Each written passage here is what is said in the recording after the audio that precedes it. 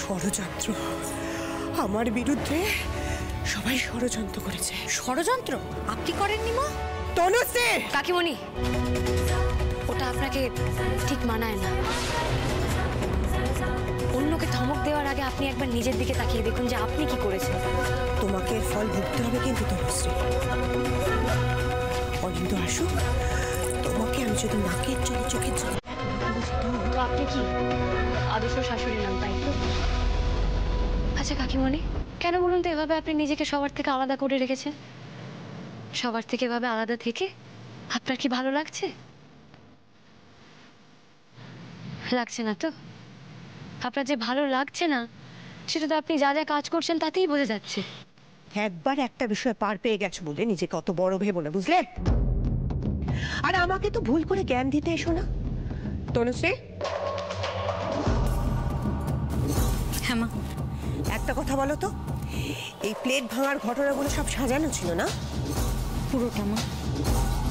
এই নাটকটুকু না করলে জ্যোষ্ঠী বাবাকে এখানে এনেও তো কোনো লাভ হতো না, তাই না?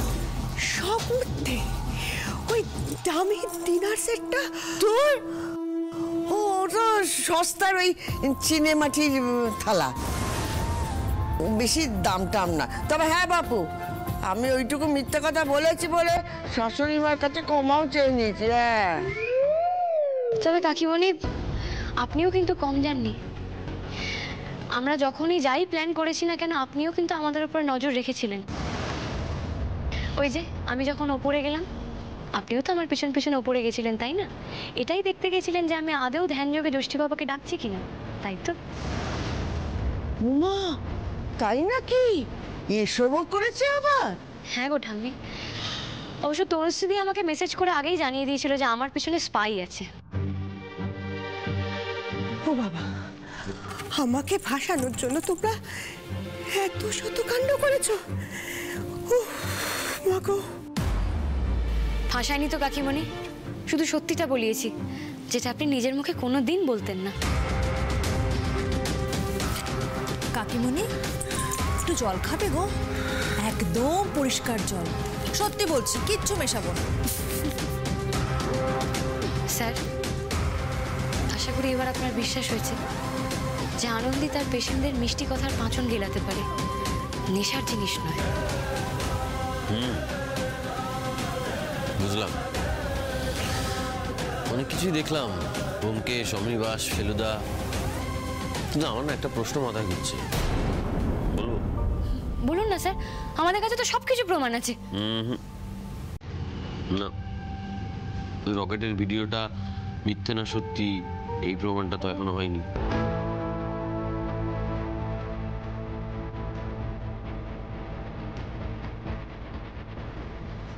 আপনি কি বল, ওনার কাছে জেনে নেওয়া যাক তাহলে।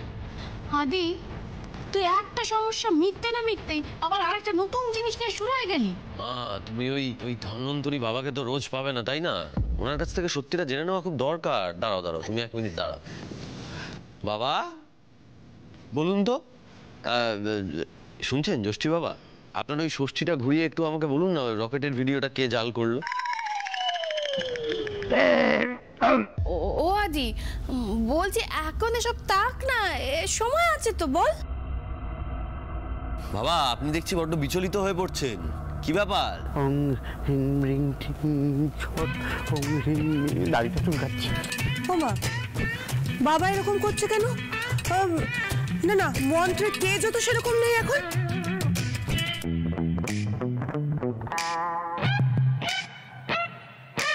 কি বললো শুনলেন? তেজ নেই বলছে আপনার মন্ত্রে।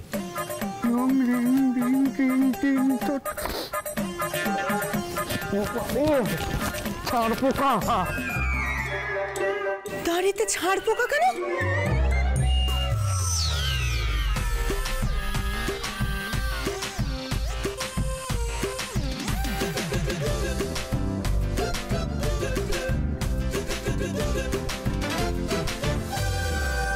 স্যার, উনি ভোম্বলদা, আমাদের পাড়ায় চপের দোকান আছে ওনার। আর উনি ওনার অফ টাইমে, মানে ওনার হাতে যখন সময় থাকে তখন উনি থিয়েটার করেন। সব রকম চপ, আলুর চপ, গোটার চপ, টমেটোর চপ, ফুলকপির চপ, আর আমার দোকানে সেরা সেরা হলো আমের চপ। আপনারা সবাই একদিন আসবেন, সবাইকে বিনে পয়সায় খাওয়াবো। চপ চুপ! তখন থেকে আপনি এই ভণ্ডামিটা করে চলেছেন, কেন করলেন এসব? দেখুন, এইটুকু করলে যদি কারো ভালো হয় 1000 বার করবো, আমি আবার করব। তাহলে তাহলে পেটের ব্যথাটাও মিথ্যে না? সব মিথ্যে। আমাদের তো অনুশ্রীর কিন্তু অভিনয়ের গুণ আছে, তাই না? আমি না কিছুক্ষণের জন্য সত্যি সত্যি ভেবেছিলাম বুঝি ওর খুব কষ্ট হচ্ছে। দিদি, তুমিও জানতে সব? আমিও জানতুম। মা, আপনিও? তোমরা এত বড় ছলচাতুরি করতে পারলে? পারতে তো হতোই কাকিমণি। স্যার যে প্রমাণ ছাড়া কিছুই বিশ্বাস করেন না, তাই এইটুকু নাটক তো করতেই হতো।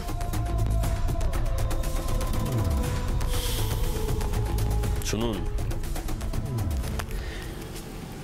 এটা রাখুন, ওই ছাড়পোকা মার্কা দাড়িটা বদলে নেবেন মাঝপথে, তাহলে আর অভিনয়টা থামাতে হবে না আপনাকে। হ্যাঁ, আসুন। ঠিক আছে। তোমাদের এত বড় সাহস হলো কি করে? আপনি আবার গলা উঁচু করে কথা বলছেন কাকিমণি। আপনি গুরুজন তাই এতক্ষণ কিছু বলিনি, কিন্তু আপনি নিজে কি করেছেন সে সম্বন্ধে আপনার কোনো ধারণা আছে? আমরা সবাই মিলে একটা সাধারণ আনন্দ মজা করতে চেয়েছিলাম, আর সেখানে একটা নোংরা ষড়যন্ত্র করে আপনি আপনি কি করে দিয়েছেন বলুন তো? অমনি সুযোগ পেয়ে গেলে না? কাকিমণি, এটা সংসার, এটা খেলার মাঠ নয়, যেখানে প্রত্যেকের মানে আমাদের প্রত্যেকের পায়ের তলে একটা করে বল দেওয়া আছে, এবং আমরা সুযোগ খুঁজছি কি কখন একটা গোল করে নাম্বার হাঁকাবো। কাকিমণি, এখানে আমরা সবাই একে অপরকে ভালোবেসে নিরাপদে থাকতে চাই। সেই জায়গায় দয়া করে এমন কিছু করবেন না যে সংসারে একে অপরকে সবাই নিজেদের প্রতিপক্ষ বলে ভাবতে শুরু করে দেয়। সত্যি বাবু, কোথায় ভালোবাসবে সবাইকে তা নয়, সবসময় বাবা কাকার জুজু দেখাচ্ছে। যে নিজের কর্তব্যগুলো ঠিকঠাক পালন করে তারই শাসন করা মানে। ঠাম্মির যে নেশার জিনিসটা খাওয়ার পরেও কিছু হয়নি, এই মা দুর্গার আশীর্বাদ ছাড়া আর কিছু নেই। আর আপনি এরকম একটা কাজ করলেন কি করে? কাকিমণি, তুমি পারলে ঠাম্মির হাতে ওই বিষটা তুলে দিতে? কাকিমণি, আপনার যদি এরপর আমার উপরে রাগ হয়ে থাকে না, তাহলে আপনি আমাকে ডেকে আমাকে 4টি কথা শুনিয়ে দেবেন, দরকার হলে আমাকে 2টো থাপ্পড়ও মেরে দেবেন, কিন্তু দয়া করে ভবিষ্যতে এরকম কাজ আর করবেন না। এই সব কিছু আমার মনে থাকবে, হ্যাঁ? আর সব কিছু হিসেবও হবে।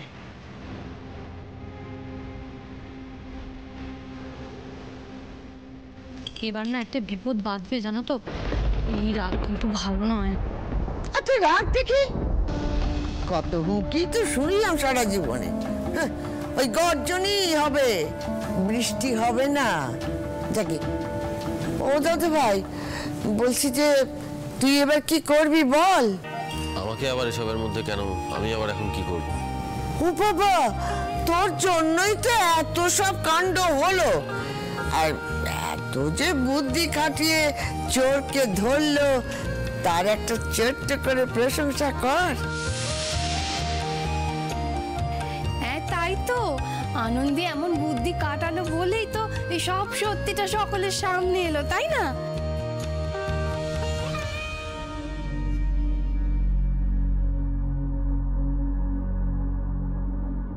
আপনি যেটা করেছেন সেটা একদম ঠিক করেননি। কাল সবাইকে নিয়ে ওইভাবে হইচই করাটা আপনার মোটেই উচিত হয়নি। কেন স্যার? বাড়ির মহিলারা সবাই মিলে আনন্দ করলে তাতে আপনার আপত্তি কোথায় স্যার? না, আমার কোনো আপত্তি নেই, আমার কোনোদিনই আপত্তি ছিল না, বরং মা ঠাম্মিরা আনন্দ করলে আমি খুশি হই। কিন্তু একটা কথা আপনাকে মনে রাখতে হবে, এই বাড়িটা আমার একার নয়। এই বাড়িতে বাবা, কাকা, ভাই, দাদা সবাই আছে, এদের নিয়েই পরিবার। ওদের মতামতগুলোও কিন্তু যথেষ্ট স্ট্রং। ওরা কিন্তু বিষয়টা ভালো চোখে দেখেনি। মুহূর্তে আনন্দ দিতে গিয়ে বাকিদের আপনি আগামী কতদিনের জন্য যে লাইফটা হেল করে দিলেন কোনো ধারণা নেই আপনার। সবকিছু এত সহজ নয় আনন্দ। হালকা চালে সবাইকে হাসিয়ে মাতিয়ে রেখে আপনি কি ভাবলেন এভাবে আনন্দ দেওয়া যায়? যে হাসিতে ভয় থাকে সেই হাসিতে আর যাই থাকুক আনন্দ থাকে না। একবার তাকিয়ে দেখুন সবার দিকে, দেখুন না কতটা ভয় পেয়ে আছে সবাই। দেখুন পারবেন ওদের প্রোটেক্ট করতে?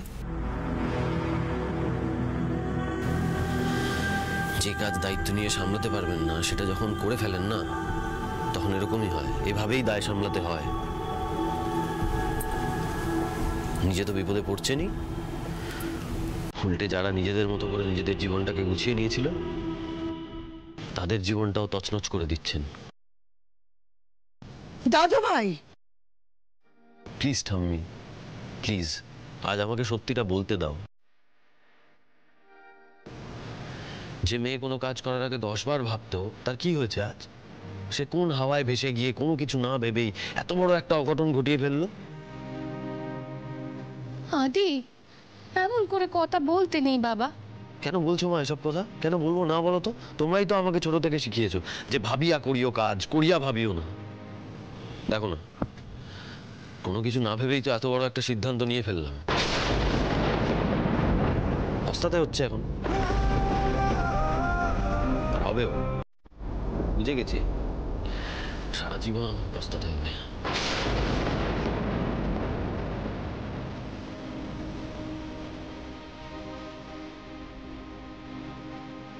জ্যোষ্ঠী বাবার দাড়ি হোক নকল হতে পারে, কিন্তু কাজটা আসল বাবার মতোই করেছেন। বলুন স্যার, সত্যিটা কিরকম বলিয়ে দিল আপনাকে দিয়ে? ঠিকই তো, আপনি তো এতদিন আপনার মনে সত্যিটা চেপে রেখেছিলেন। ভোমল্লার নকল মন্ত্রের জোরে আজই আসল কাজটা সারা হয়ে গেল। আপনার ভেতর থেকে কিরকম সত্যিটা টেনে বের করে আনলো দেখুন। আদি, ওই যে কি রে আদি, ও এখনো যায়নি? ফুলটুসি ম্যাডাম চলে এসেছেন। Just shut up. 7টা বাজে আদি, আমি তো ভাবলাম এতক্ষণে তোদের সবকিছু হয়ে গেছে, মানে 6:30টার মধ্যে মোটামুটি। তা এই ডাকাত মেয়েটা এখনো যায়নি কেন রে? ও এই তো লাগেজ, তার মানে এক্ষুনি যাবে। বল। তুই হঠাৎ এখানে এলি? আরে আদি, লং ড্রাইভে যাবি না? চল। ম্যাডাম, এদিকের গল্পটা হতো একটু শুনতে হবে। এই শোনো, তোমার কাছ থেকে না আমি কিছু শুনতে চাই না। না মানে এ কথা ঠিকই যে আমি বাড়ি থেকে ওই বেরিয়ে যাব বলেই এত কিছু তোড়জোড় করা হয়েছে। এই দেখুন এখানে সুটকেস নামানো আছে, তারপরে শাঁখ, উলু, ঢাক সব রেডি ছিল, কিন্তু শেষ মাসটা আমার যাওয়াটা ক্যান্সেল হয়ে গেল, তো আমি যাচ্ছি না। আদি, হ্যালো, আরে আপনি আমার দিকে তাকান না, আমি তো আপনাকে বলছি। কি হলো বলুন তো? ওই আমি ঠিক যখন বেরিয়ে যেতে যাব তখনই এক বাবা এলেন, জ্যোষ্ঠী বাবা। হ্যাঁ, উনি এসে সবার সব সত্যিটা বলে দিলেন। তো যে আসল কালপিট সে ধরা পড়ে গেল, আর আমি তো কালপিট নই। মানে তুমি কিছুই করোনি? না ম্যাডাম, আমি কিছু করিনি, তাই আমার যাওয়াটাও ক্যান্সেল হয়ে গেল। শোনো, তুমি দূর থেকে কথা বলো, একদম এখানে আসবে না। ম্যাডাম বলছি একটু মিষ্টি খাবেন? খান, একটু মিষ্টি মুখ করুন। তুমি যাও তো এখান থেকে, সরে যাও। ওকে, দেখি দেখি।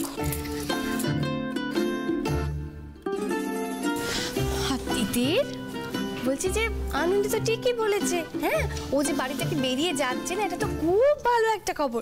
তুমি একটু মিষ্টি মুখ করেই যেও, কেমন? সরি আন্টি, আমি না মিষ্টি খাই না, কিছু মনে করবে না। আদি চল চল। কোথায় যাচ্ছিস? এই যে দেখুন মিষ্টি, আমি নিজের হাতে বানিয়েছি, খুব ভালো খেতে হয়েছে। সব আবার কি এত?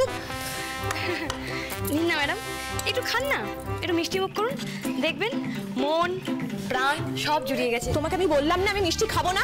আদি বল না কিছু। কি কি বলবো আমি? তো তুই বুঝে নে তো। একটু খান। আরে ম্যাডাম, মেরে গেছে তো ডাইকে শেয়ার থাকবে, আপনি মেনটেন করে দিতে পারবেন।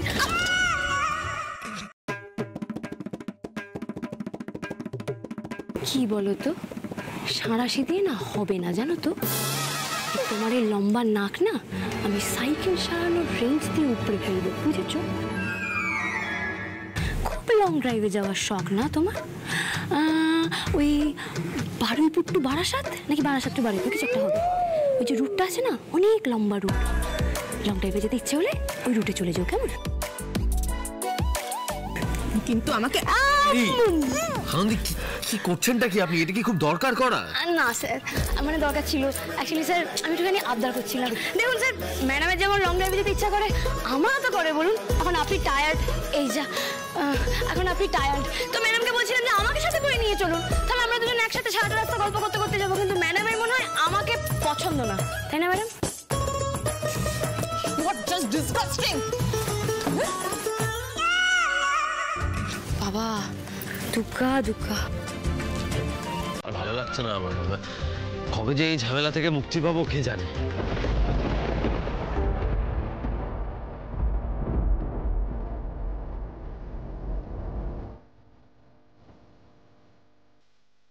কিছু মানুষ প্রথম দেখাতেই মনের মানুষ হয়ে যায়, আবার কিছু মানুষ তাদের মন জয় করে নিতে হয়। তুই ধৈর্য মানুষটা দিদি, ঠাকুর তোকে মানুষের মন জয় করার জন্যই পাঠিয়েছে। আমার দাদু ভাইয়ের মন তোকে তোকে জয় করতেই হবে দিদি।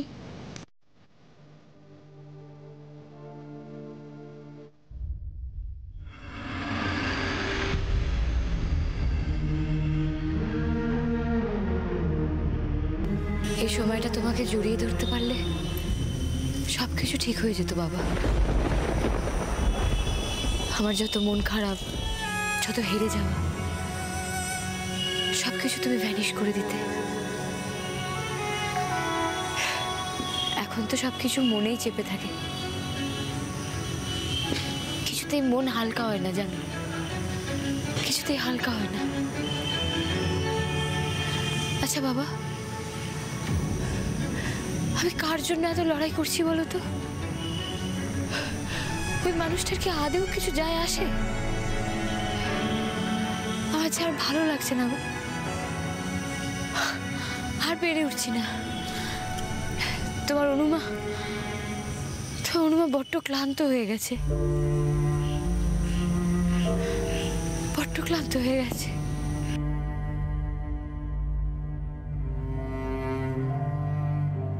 হিম পড়ছে, খোলা আকাশের নিচে বেশিক্ষণ থাকলে আপনার ঠান্ডা লেগে জ্বর আসতে পারে। পস্তাতে পস্তাতে এত দূর চাদর নিয়ে চলে এলেন, এটা কি মনে হয় আপনার আমি আপনার জন্য করলাম? তাই বুঝি? তা আপনি আমার জন্য চাদর এনেছেন নিজের কথা ভেবে? একদমই তাই। এই দেখুন না, আপনার যদি ঠান্ডা লেগে জ্বর আসে তখন আমার বাড়ির লোক আমার ওপর জোরাজুরি করবে, ওপর চাপ দেবে, আপনার সেবা যত্ন করার জন্য থার্মোমিটারে জ্বর চেক করা, আপনার জল পট্টি টট্টি দেওয়া, এত কিছুর থেকে একটা চাদরে যদি জীবন থেকে অনেকটা ঝামেলা মাইনাস হয়ে যায়, সেটা ভালো নয় কি? বিয়োগের অঙ্কে আমি ছোট থেকেই কাঁচা স্যার, তাই তো হিসেব বুঝি না। এখানে দাঁড়িয়ে থাকলে আরোই বুঝবেন না। চলুন, অনেক রাত হয়েছে, শুতে যেতে হবে, আসুন। কি হলো, শুনতে পেলেন না নাকি? কি মুশকিল, আমি কি হিব্রু বলছি মনে হচ্ছে আপনার?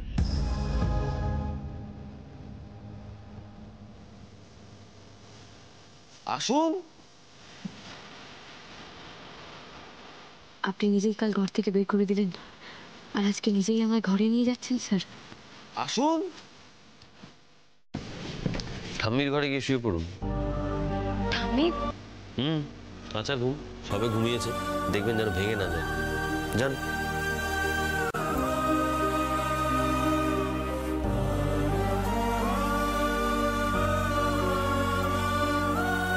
সতেরো দিন, এর মধ্যে শরীর খারাপ হলেও কোনো গ্রেস পিরিয়ড পাবেন না।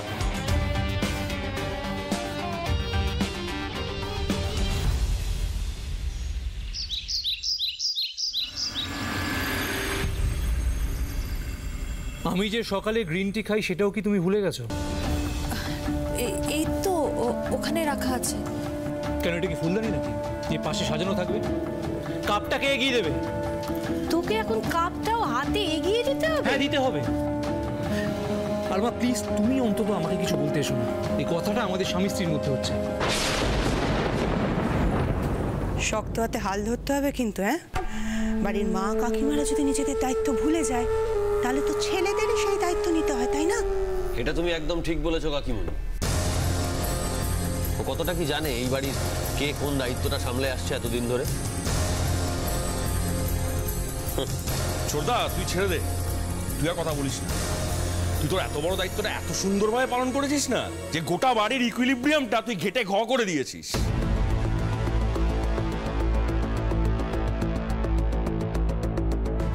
কালকে কি নাটক করেছে সে তো জানিসই না।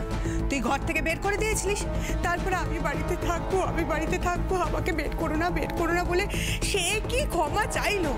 আরে আমারও তো দয়া শরীর জানিস তো, কাছে টেনে ভালোবেসে আদর করে নিলাম। তা দেখি সে কোথার থেকে কোন চপলাকে বাবা বানিয়ে এনে, ও বাবা সে কি নাটক।